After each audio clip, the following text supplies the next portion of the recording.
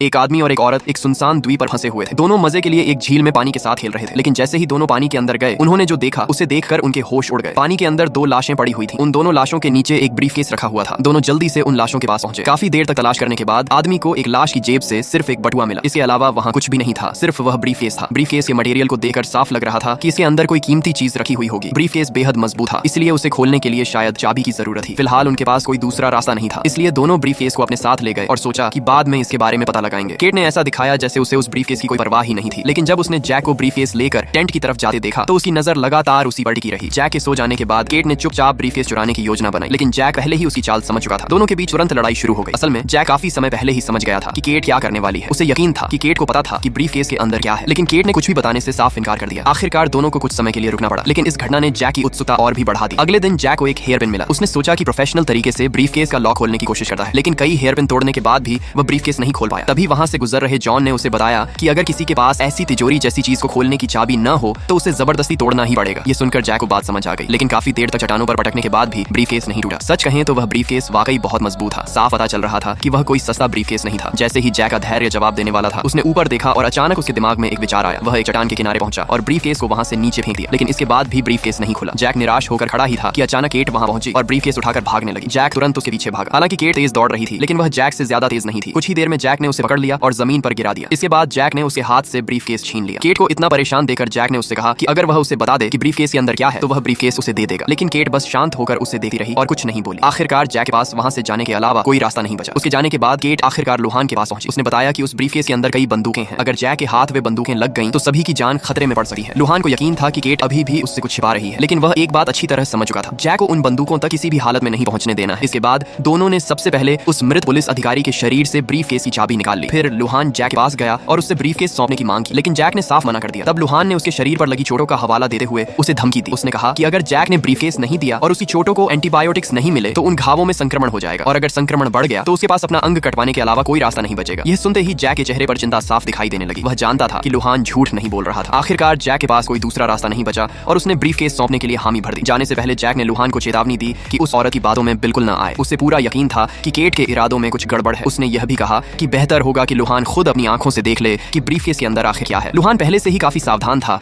इसीलिए उसे जैक की